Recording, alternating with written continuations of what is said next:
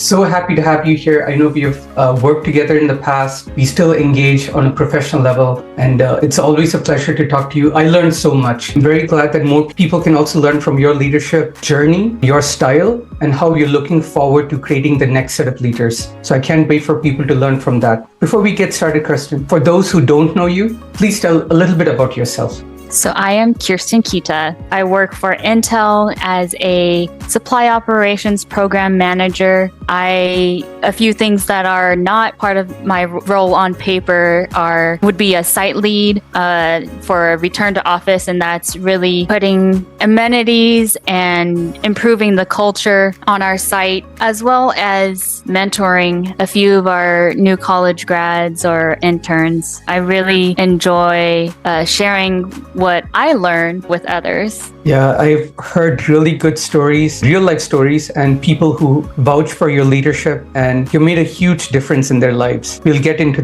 those details pretty soon. But I also want people to recognize how you bring both your intelligence and your grit to the kind of work that you do and the outcomes that you produce. So we're going to dive into that as well, and some pointers as to how to go about doing it. Also, from a very high level, before we get started, what are some of the business outcomes that you're responsible for? In the end, I see what I do, the on paper roles and responsibilities are tied to revenue. You know, we need to be able to have supply for our customers. So it's a lot of what I do is team collaborations across different organizations, and it's getting those teams to work together and align to get supply, therefore revenue out the door.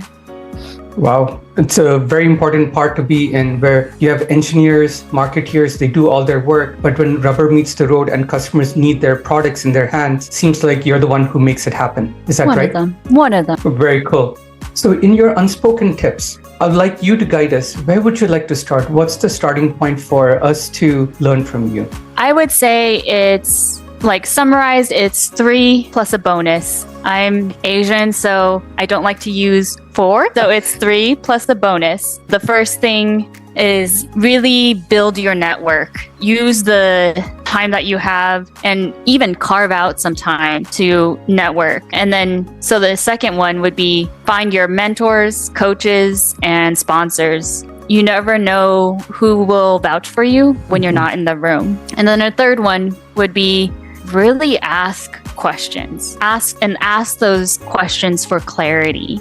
There were times when I was in a rotation and I didn't really understand what the project was or what I was supposed to be delivering until the end, when I presented what I had done, and it was realized that either I could have asked more questions or they could have provided me more information. So it's really good to ask some questions of clarity to understand what is expected of you. And then, so for the bonus one is wellness. In the pandemic, I really looked inward and thought I needed to do better for myself, understand myself better. So since then, I've really been on this wellness journey of going to therapy, taking some time for myself, being kinder to myself.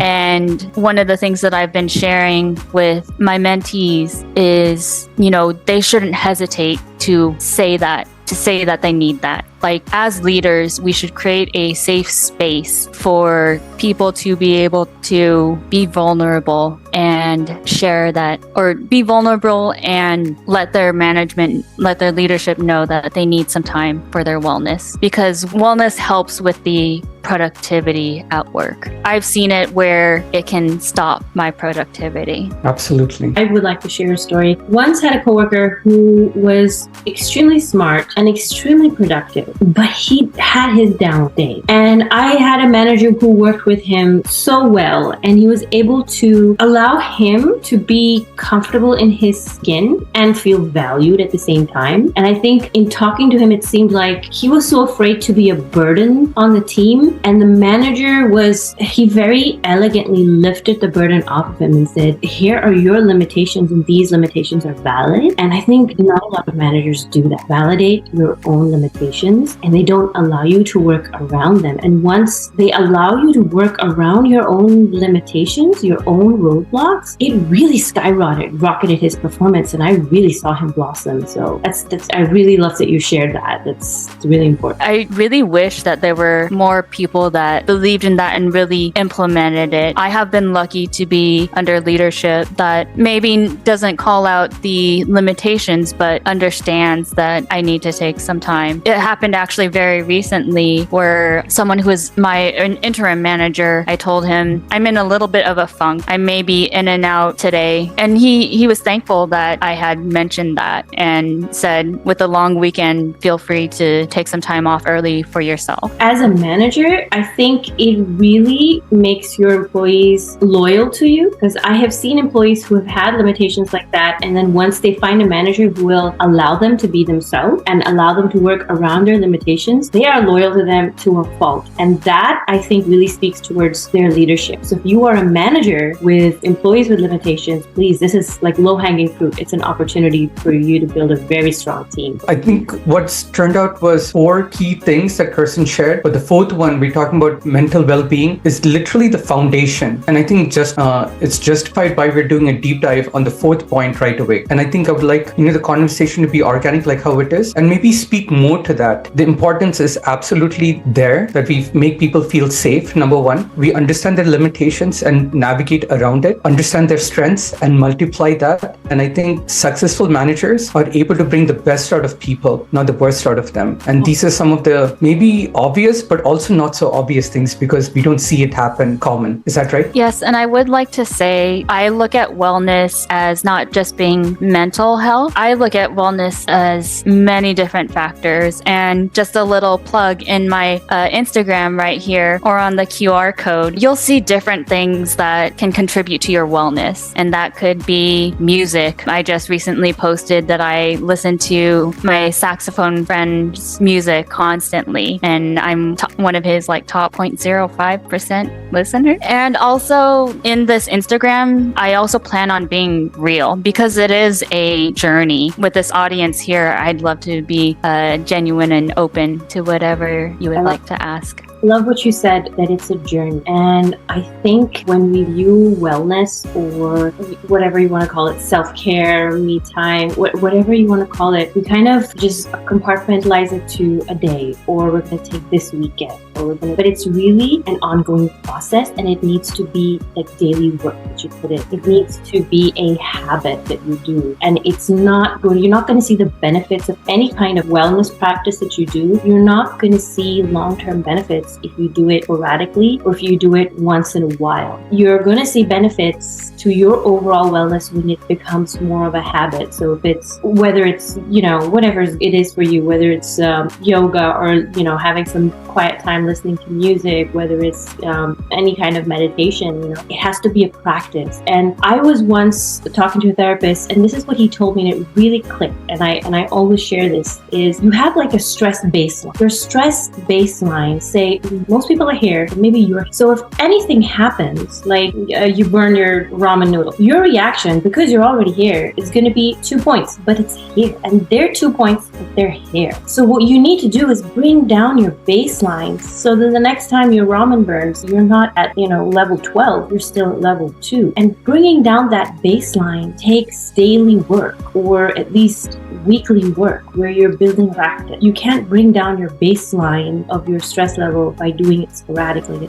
It is a journey, and there are ups and downs, and it needs to be a practice. Yeah, I agree. If it does need to be a practice. One thing I will say, as I think it's been coined, a recovering perfectionist, is not to be hard on yourself if you miss a day. I'm in the process of reading Brave Not Perfect, and that talks a lot about how you can work through perfection and how perfection isn't everything. I'm interested in a deep dive in specifically that. Yeah. So compared to when you first started to where you are right now, I would like to believe you're not chasing perfection as much as before, but you're being more authentic and kinder to yourself.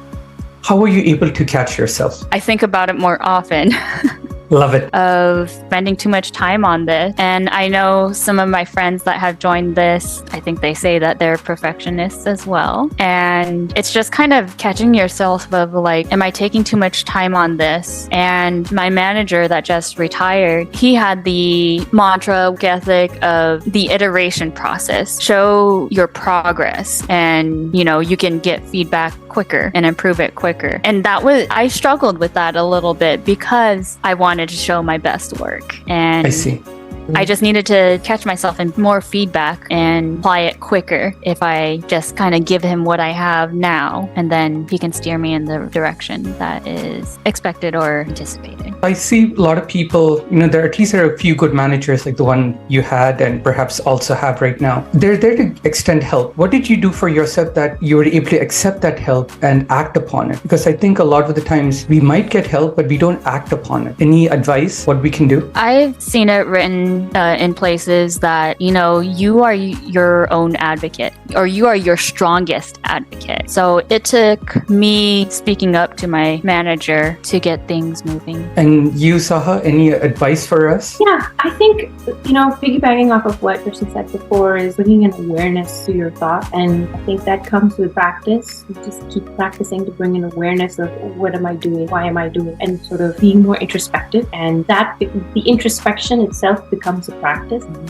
that makes you more aware, and that's how you're able to catch yourself. And then I think unless you have that awareness, you aren't coachable. So you can give people feedback and help you show them the way, but they have to have enough awareness about themselves and the willingness to change. And the willingness and the awareness are they go hand in hand. Like if you don't know what's wrong, why would you want to change it? Mm-hmm. I have a question for both of you, and please take turns answering. Does it ever come to the point where you have so much grit and unnecessarily higher than required tolerance to deal with difficult situations, or for that matter, even toxic situations? And to your point earlier, you wanted to be perfect, you wanted to do the right thing, you're not asking questions in the fear of being perceived in a certain way. How does that play into all of this from the start and coming out of that thinking? I think we're held to very high standards, as a lot of us are, as we're growing up, and some of us internalize that in a way that I have to be successful, I have to be. Mm-hmm. And your internal dialogue, kind of how your parents talk to you when you're younger, that becomes your internal dialogue. And sometimes it can be very judgmental, or it can be very strict. And then as you grow and you bring an awareness to your thoughts as you're moving in your career, you start questioning, why am I doing? And I think it's a journey where you're constantly introspective. You're thinking about why you're doing things, because it's okay to do things a certain way. It's not, you can get from point A to point B, but why are you doing that? Like, what is the intention, or what is the motivation behind your act? Like, you can quit your job and stay home, okay? But is the intention that you need a break, or is the motivation that I don't have enough support around me, or I have to prove something to somebody else? So I think creating that relationship with yourself to understand your motivation, and sometimes it's not. I think that is a dialogue and a practice that you build as you move through it. And I think to kind of piggyback off of that, and something that I aim to live by, is understanding what you can control and what you can't control. So you can control how you react, how you respond, but you cannot control how someone else reacts. Yeah. That's powerful. Yeah.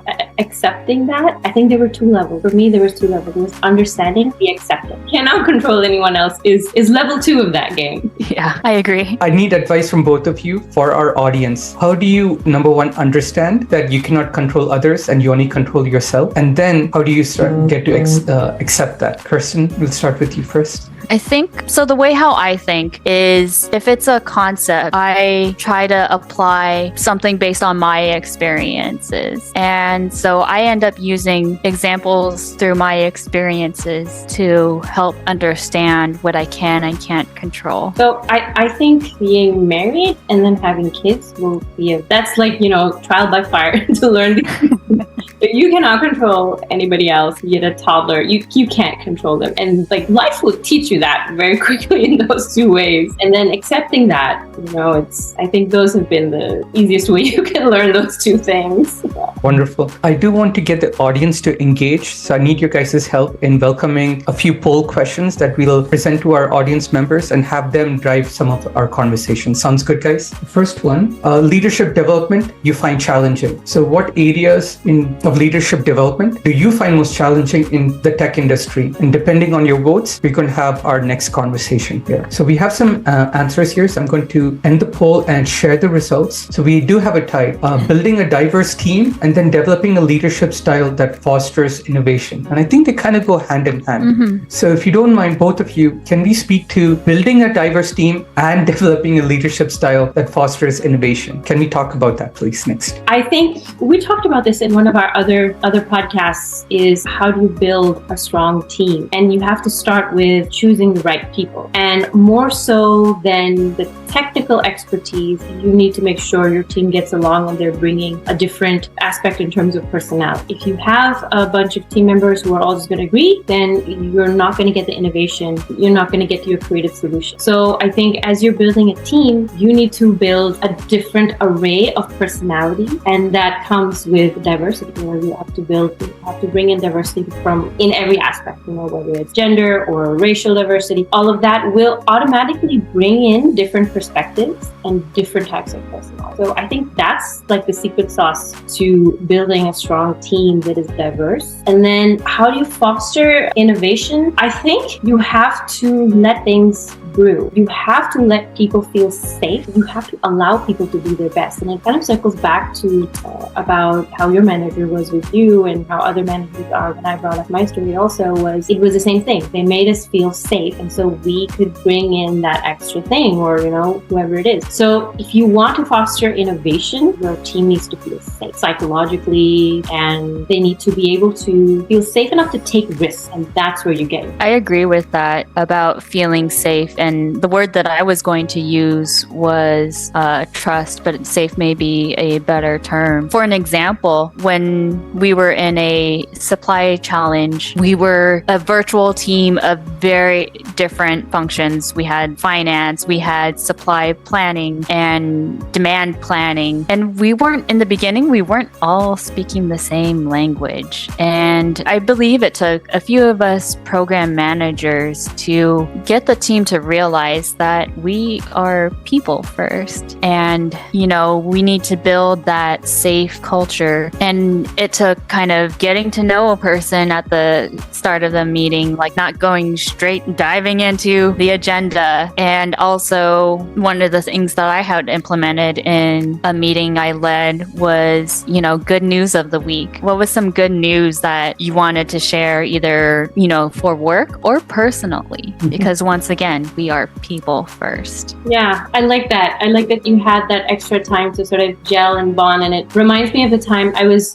doing my MBA at USC, and they forced us to stay up all night to put this presentation together. This was like on day 2 or day 3 of our first week of MBA. And so we all had to book a hotel room. We all had to stay there all night. And we got very funky in the middle of the night. We bonded like immediately, because it took like that urgency and that level of urgency for us to bring our guards down and to really gel as a team. And it was, obviously we can't do that at work, but it was like a speed way to gel. And the way you would do that in a work environment is to sort of create some time where you can just be human and it's not all about work. So I really like how that works. I even implemented a coffee group, and we would meet a couple of times and shared a spreadsheet of coffee beans that we liked from around the nation, and sometimes even internationally too. I wanted to share something with you guys that means a lot to me and for Grow You Now, and of course now for our audience. The thing that is a huge common denominator with both of you is you've made me feel safe. And perhaps at work, it's the same feeling that when you have a tribe at work, when we say that, we have a tribe, the sponsor, when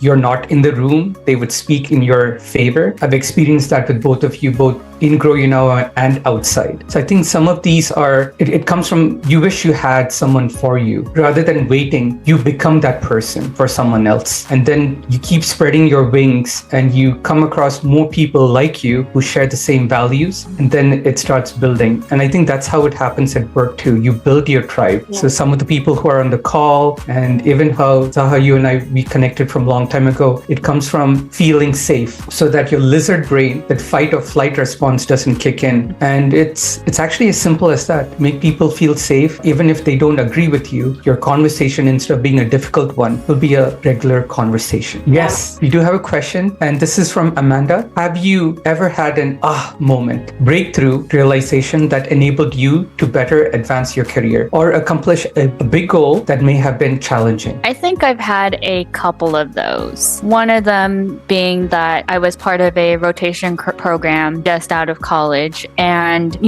the regular plan for that rotation program is you're in the program for a year and then you get deployed into a more permanent position. So one aha moment was when I needed to network with different managers to get my deployment role. But one of the things was I knew sales wasn't exactly my strength. So I had kind of struggled with that, but I went ahead and networked and interviewed with a manager who was in sales, but was part of sales operations, which operations is, I would say, a lot more of my strength than getting in front of a person and selling them products. So that's one aha moment that I knew that I needed to get out of my quiet shell and put myself out there. The other breakthrough was probably the pandemic, where I knew that I needed to take care of myself. One of my friends on this call likes to say, you can't fill someone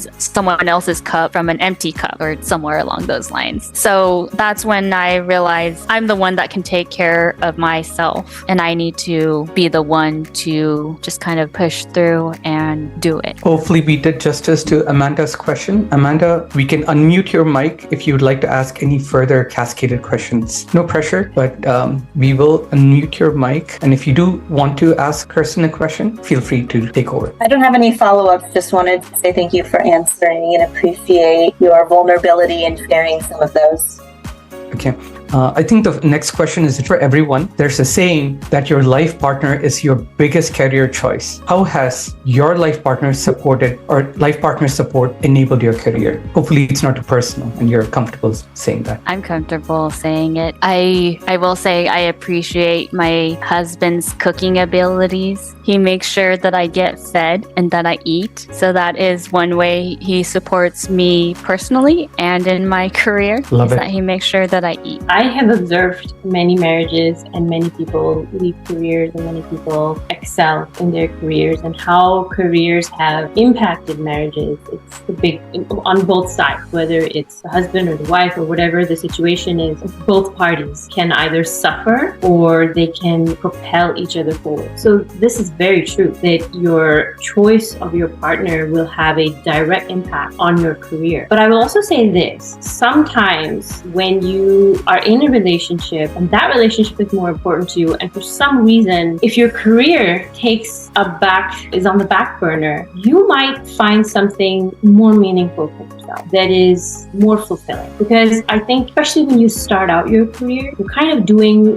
what is right and not necessarily what is right for you. And if you're in a good relationship, somehow or the other, you will circle back to what is right for you versus what is just going to make you more successful, or what is going to make you more money, or get into a better company. So if you're in the right relationship, you end up doing finding eventually what is best for you. That's what I have experienced. Yeah, all golden points. I want to use this opportunity to really be appreciative and thankful to my spouse, because there's a huge part of what I'm able to do today is because of the support that I have. It's everyone's support. My mom, my sister, and my mom's on the call today, so I'm very happy that she's on the call as well. But you can achieve what you want. It becomes so much easier and attainable once you have that support system. So if I were to look at some of the people in my life, they didn't have the luxury that I have. So I'm very appreciative and thankful for that. And I truly believe that it's actually one of the biggest career choices you can make is who you end up marrying. And we don't even think about it at that time. But at the same time, I'm also aware that to be respectful for those who do not have a partner, they can still achieve career success. And it comes in many shapes and forms. Family, friends, a colleague who cares. There are many people like that. But then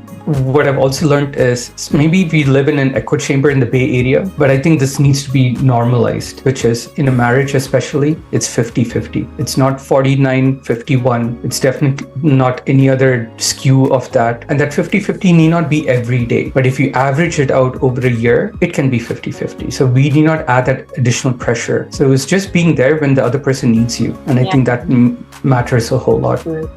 Yeah. It's not 50-50, it's 100. You have to give your entire self. And absolutely. That every day. So I think it was a video of Mel Robbins where she would say that I'm at a 30 today, and then pick up the slack for the rest. So you have to acknowledge where you are.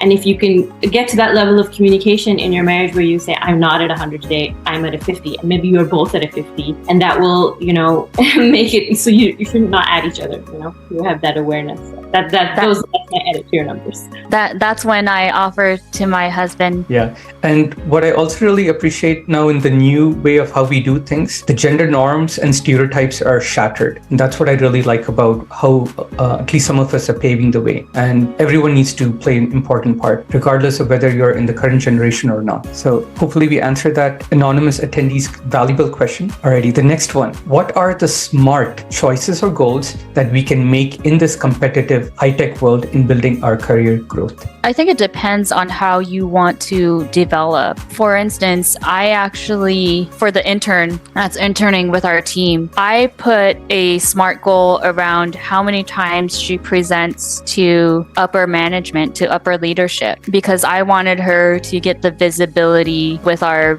VPs. So that's one way, is especially if you wanted to tie it to visibility, I think that presenting your work in meetings could be one of them. What I was also hoping to add there was we all speak. It can vary from person to person, but pay more attention to how it lands in addition to how it exits our mouth. So for example, we might want to say something, but going back to making people feel safe, are they willing to receive our responses? So the next level and degree of how you succeed with your goals is you can work very hard, you can work very smart, but I almost feel that you need to marinate your audience and they need to have skin in the game and something valuable that they're going to get out of it. Then our smart choices and goals as leverage. So it's not just the outcomes that we want, it's the outcomes that the other person also wants as well. Then even if they're not part of our tribe, we're going to get buy-in. So more than technical, more than business value, I think we need to look at from a psychological perspective and make those smart choice and goals smarter. That would be my advice for people on the call. Yeah, I just to piggyback off of that, I think working on your presence, your tone of voice, your presentation skills, because it's not what you say, it's how you say it most. And you could be the smartest person in the room, but you will not get the credit for it. You don't know how to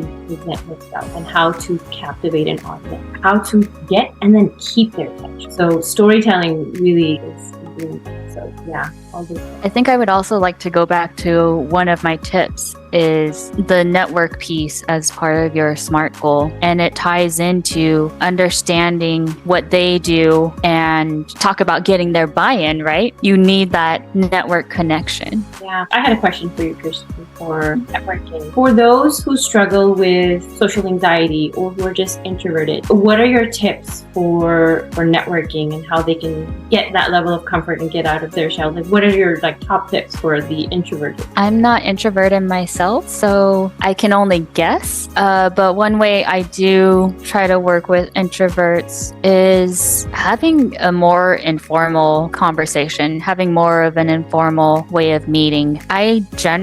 Especially pre-pandemic, I generally didn't meet people in a conference room. I would walk with them or have a one-on-one with them in the cafe. cafe because it just felt more comfortable. In fact, I recently had a one-on-one with a VP. For one of them, I, walked to coffee and, sat outside, and another, I just sat in the cafe with her. Nice. It's those informal ones I use. And, with being remote, our groups tend to not put on our videos, but for these first time meeting people, I will show them my face, show them I'm real. And also I ask them to put it on a Friday because a Friday is when I have more time to network. All right, we have one more question. This is for Zaha. There's a book that Anna's recommending. Perhaps you've already read it, but Quiet, The Power of Introverts in a World That Can't Stop Talking by Susan Cain. Really good. It was one of the very first books that I read, and my daughter's kind of introverted too, so I had like a double reason to read it. It's very good. Yeah. For me, I feel really safe with you guys, so I can talk here. But typically in a bigger crowd, like in a party or something, I cocoon. I just go navigate. If you're one of my really close friends, I'll be stuck to you like a leech. So situationally, I can be an introvert, but if I'm feeling safe, I might be the most loud, talkative person in the room. I actually think I'm more like that than an extrovert, where it's more situational, or sometimes I like to call myself an ambivert. I've heard of that term too. Yeah. There was another book that really helped me also, was a book by Larry King. I think it's called How to Talk to Anyone. I will have to circle back. But it's a book by Larry King, and it's about his journey and how he went from, kind of like an introverted person to who he was. So it's a very good read. Yeah, I wanted to share something. I still remember this was many years ago, more than 10 years ago, when I was an engineer at a different company. I remember it happened multiple times. I would sit in a room, and I'm not the one presenting. I'm just sitting in the back, and I want to ask just this one question. And it's just like yesterday, I could feel my heart almost coming out of my chest. And so many times would go by, and I would never ask that one question. It was unbelievable for me to even remember that I was that. And the one thing that helped was, feeling safe, either by giving that to myself or surrounding myself with safe people like you guys, and also not focusing on impressing anyone, just living in my truth. So I'm not worried about, even today I was thinking, should I wear a sweatshirt or change to a different t-shirt? It's like, rather have this platform for great leaders like Kirstin and you, Zaha, to come and speak here, and it can be less about me. So I'm saying this so that people who are on the call can remember that you're not here to impress anyone. You're here to bathe in your truth. You have your battle scars, and most of the time, maybe you fought those battle scars by yourself. You fought those fights by yourself. So no one can steal that truth away from you. And I think that's what will release you. You guys have actually not just walked on fire or walked through fire, you've become fire your guys' selves. And that's why you guys are here as leaders, talking to all of us and helping us grow. So thank you guys for teaching us. And any last words of advice? I know you started with 4 items, Kirstin. Zaha, you're always showering us with wisdom. Any final words of advice for our audience today before we wrap our podcast? I think I would like to summarize it and close it off of really vouch for yourself, vouch for your well-being, because only you can do that. And I truly believe that there are leaders out there in the workplace that understand. Yeah. I'm going to sort of marry both of the points here, where you have to understand your truth and be authentic, and sort of accept yourself, and your authentic vibe is going to be so strong. So there was actually a scientific study where they put people in a Faraday chamber and they measured the frequencies that they were giving, and they thought that the highest recorded frequency would be love. They would ask them they would show them images and ask them to think of things, and they would measure the frequencies in your brain. And they thought that the highest frequency would be love, but it wasn't. It was authenticity. So, that is the most powerful thing that human beings can admit, your truth. So really hold fast to it and let it flow. Speaking of authenticity, I will say for this call, I tried not to stress myself out, like this being my first time really putting myself out there. But one thing that grounded me was that this is basically just a conversation, and a genuine conversation. And I think that's really put my stress level down. And I think you can tell it in my voice and how I'm speaking. So I truly believe the authenticity. You guys are so down to earth, and like I keep saying, you guys make me feel comfortable. And I've also observed how you guys have made other people feel comfortable. Being authentic, being human, just being your amazing, intelligent selves. Keep spreading that wisdom, keep spreading the leadership. I have front row seats to seeing you guys grow even bigger. So thank you so much for joining us, Kirstin. Zaha, it's always a pleasure to have you and to keep learning from you. Thanks to everyone who joined the call. This was a pleasure. Hope you guys found this valuable. There will be a survey. Please give us your feedback, how we can do better next time. Any other topics you want to see these leaders come back and speak, give a shout out, and we'll have them show up again on Grow You Now. So thank you, and you guys have a great day, evening, whichever part of the world that you're at. Thank you. Thank you. Thank you, guys. Bye.